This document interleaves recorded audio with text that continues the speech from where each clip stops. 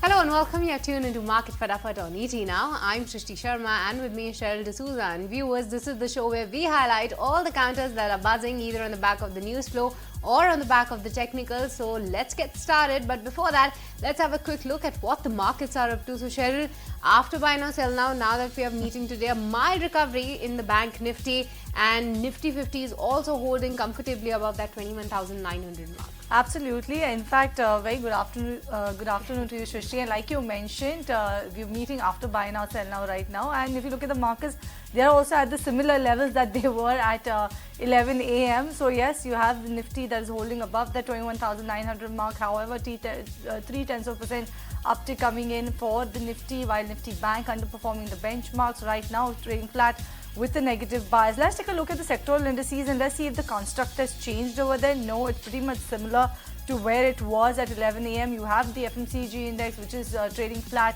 with a negative bias. The only sectoral indices apart from Nifty Bank that's in the negative territory. While on the flip side, you have PSU sector that is the top sectoral gainer, seeing uptick of as much as 3.3%.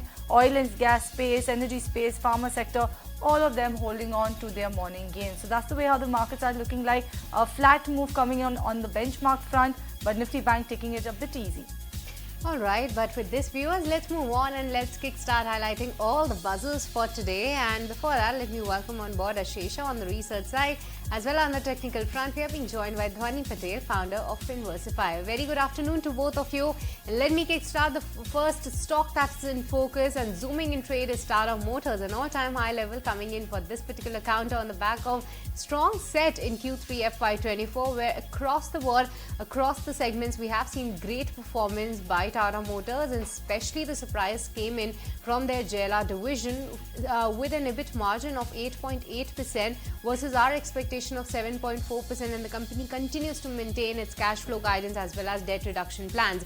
Talking about the brokerages, a thumbs up coming in from many of the brokerages now. First up, let's have a look at what Goldman Sachs is highlighting. While maintaining their buy rating, raised the target price to 960 rupees. They say that the Q3 was a beat owing to the better than expected Range Rover realization, improving commercial vehicle mix and pricing support. Other than that, if we talk about other brokerages, then Macquarie has also raised their target price to 1,028 rupees now, while maintaining their outperform rating. JLR margin improvement notwithstanding the rise of VME costs. The domestic passenger margins are also seen to be improving, while as commercial vehicle margins also saw an improvement on a sequential basis. Talking about CLSA's report as well, they too have raised their target price on Tata Motors. So across the board, we are seeing great set of performance by Tata Motors, and brokerages are positive too. Exactly, that is brokerages positive coming in on Tata Motors. That one is the top gainer on the Nifty. Let's talk about Mangalore Chemical and Fertilizer, or MCF. That particular counter is sulking in trade today. In fact, it has fallen most in over a year, and this on back of their Q3 performance. At one point in time, the stock was down about 11.6% or so, taking it the steepest fall since October 31st, 2022. If you look at the profits coming in for the quarter gone by, it actually fell by about 57%, coming in at around 32 or 33 odd crore rupees. And if you look at the total income, that was down about 45%, coming in at around 651 crore rupees. So on back of that performance or dismal performance in the quarter gone by, as you can see it on your screen, MCF now down about 10.5% as we speak. Okay, but another stock in focus is MCX, and Dhwani in past 2 days, almost an 8 to 10% run-up is what we have already seen. Tell us which are the next target for MCX. Absolutely. We've seen MCX giving a good run-up. I must say that's given a 15% run-up since the breakout that it gave at 3350 level. Since then, we have seen just one side upward rally coming in on this particular counter. From current level also, there is still more fuel left in this fire. We'll see an upside where a target of 4,000 can be easily reached. The ones who are already holding longs, the trailing stop loss over here comes at 3775. So that's the take coming in on MCX. Let's shift focus to UPL, the top loser on the Nifty today. Ashesha, dismal numbers? Well, yes, very weak set of numbers as compared to estimates on a year-on-year basis. Also, company has reported weak set of numbers. The stock, in fact, is tanking in trade today, over 9% lower. And poor performance across geographies is what the company has reported. Revenues are down 28% on a year-on-year basis. Margins have come in at just 4.2%. versus 22.2% that the company had reported same time last year. As far as management commentary is concerned, that too is very negative. They say that the industry is experiencing its worst downturn in decades and they expect normalization only by the second quarter of FY25.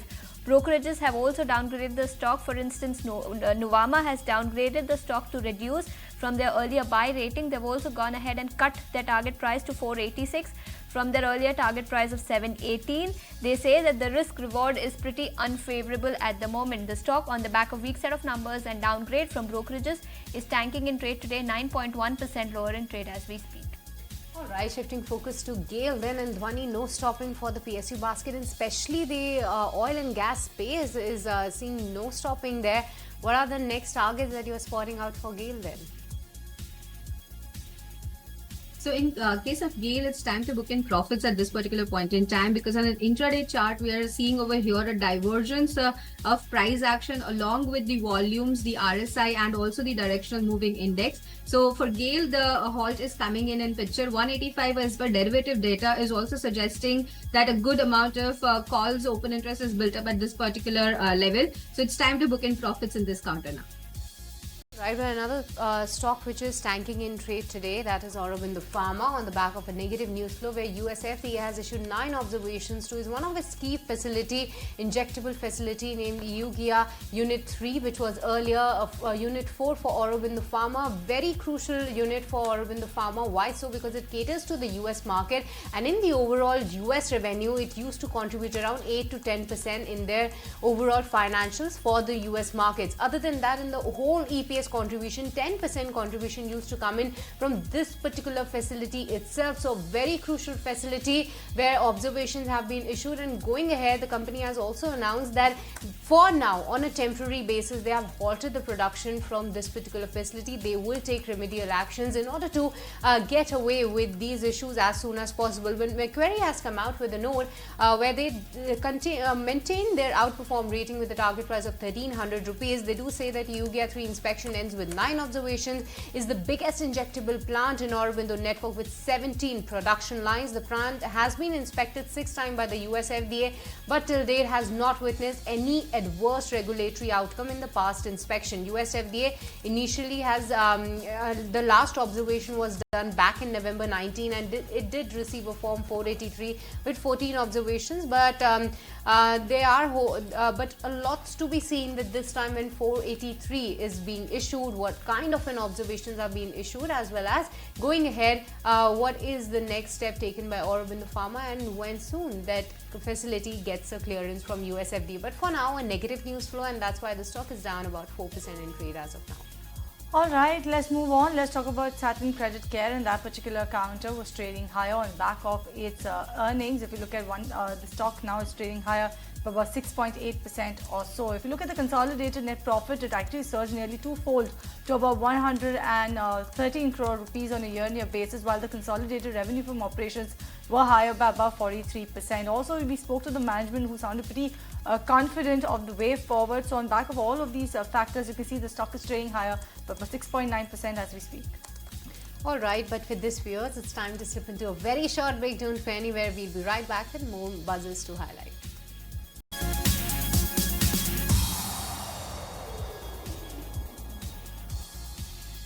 Welcome back. You're watching Market Fatafat right here on ET Now, and let's address KIMS Hospital. They came out with their numbers over the weekend, and if you look at the PAT, it saw a decline of about 5.4% on a year-on-year basis. It's coming at around 71.8 crore rupees.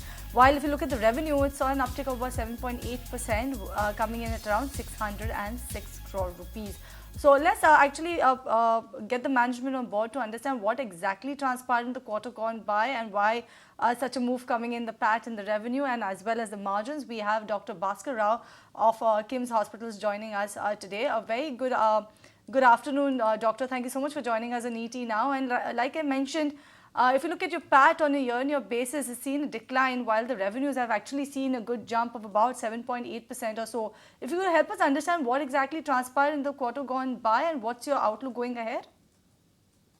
Actually, the revenue has grown, and adding to that, there are 3 incidents that happened. One, elections assembly, elections in Telangana, and a cyclone in Andhra Pradesh.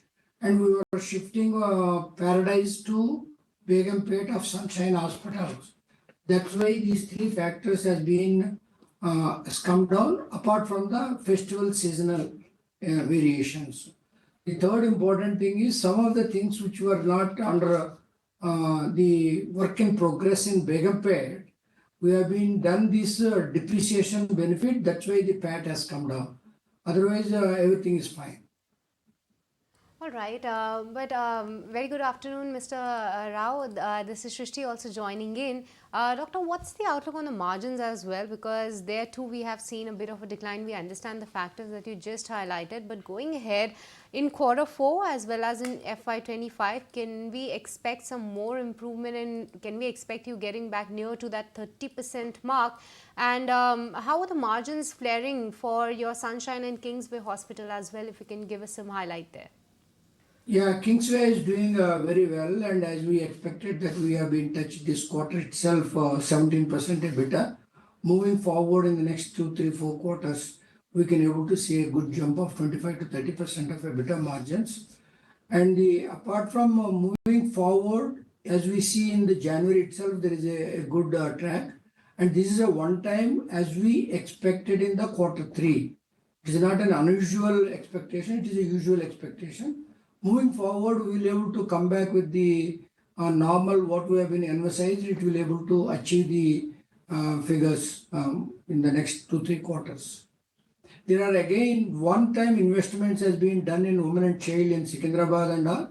When we recruited many of the doctors, all the people that may not immediately able to generate the revenue on the patients. That's why it will take a little longer time.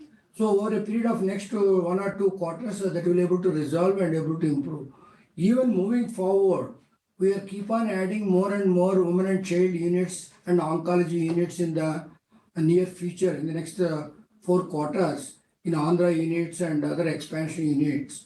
During that time also, we will be able to recruit more and more doctors, but it will be a little lean. But on the whole, it will do much better than what we are emphasized.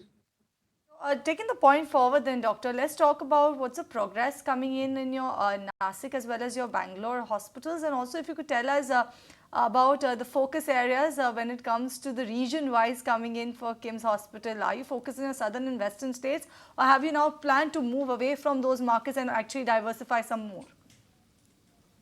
No, moving forward, the Nasik one as we scheduled end our first week of June, so that is on schedule, it's going on.